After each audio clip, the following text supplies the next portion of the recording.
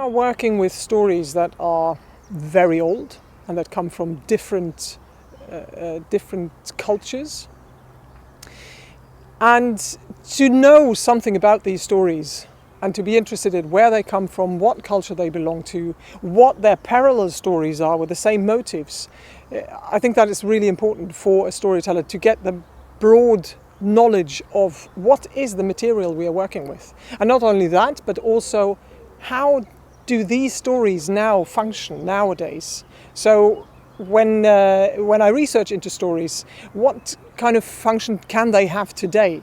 And to spend time on trying to figure out, why do I want to tell this story? And will it work in a modern context, or will it not work in a modern context? Or how can it raise questions? How can it deal with stereotypes? How can it deal with imagery that is from a patriarchic time? And how can this kind of move into my stories?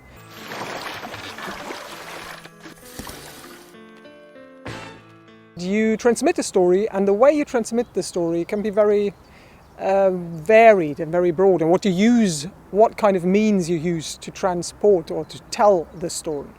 So you could look at, let's look at language. Language is one craft area, let's call it that, where you could look at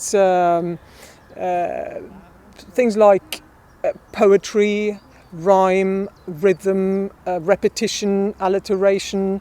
So it's all elements that actually stem out of oral language that people have been using when there were oral storytellers, and in their tradition, when there was orality, which was a way to transmit a story that helps audiences to remember the story and latch onto the story.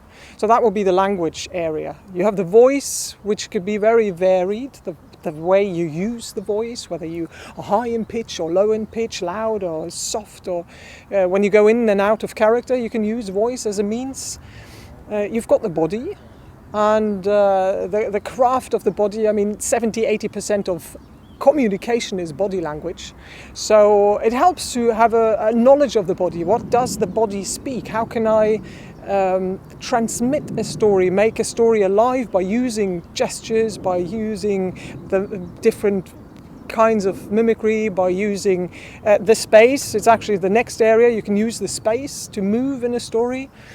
And then you have the repertoire, which actually is also a kind of a craft. Is how what is your repertoire? What kind of stories do you choose to tell? What are you interested in? What stories are the ones you want to bring to the audience?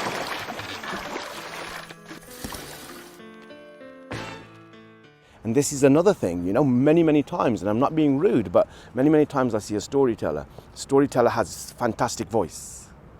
Storyteller has a fantastic appearance with their clothes. Storyteller knows the story, every single pause, 100% perfectly. Their voice is carrying and projecting. They've learned how to breathe, how to assume this place. But I'm watching it and I'm thinking, why am I not in that story with that storyteller? And it took me a few years to figure this out.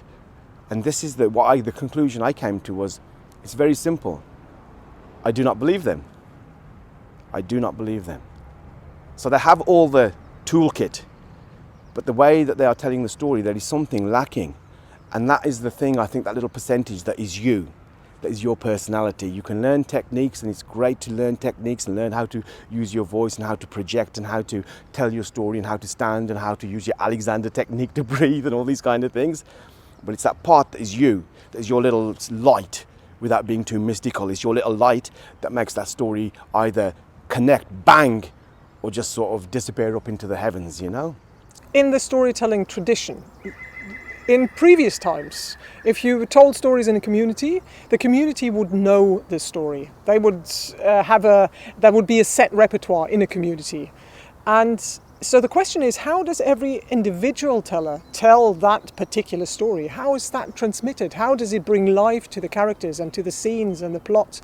And the way you rework the story over and over again, or the way one teller takes the story he hears or reads, and how does that person work with that story, take different motives from other stories or from things he's heard in a different context, and how does it he creatively or she creatively reworks the story to make her own version of it. That is an artistic way of working with a draft or with a plot of a story that gives you the possibility to really make it your own, and that is part of the artistic process of reworking a story. That's not so much to do with craft. It's much more to do with your own relationship to the story and how you want to tell just this story, and how you change it and how you work it and how you build it up and bring it in front of the audience. And then, of course, in the moment you are in front of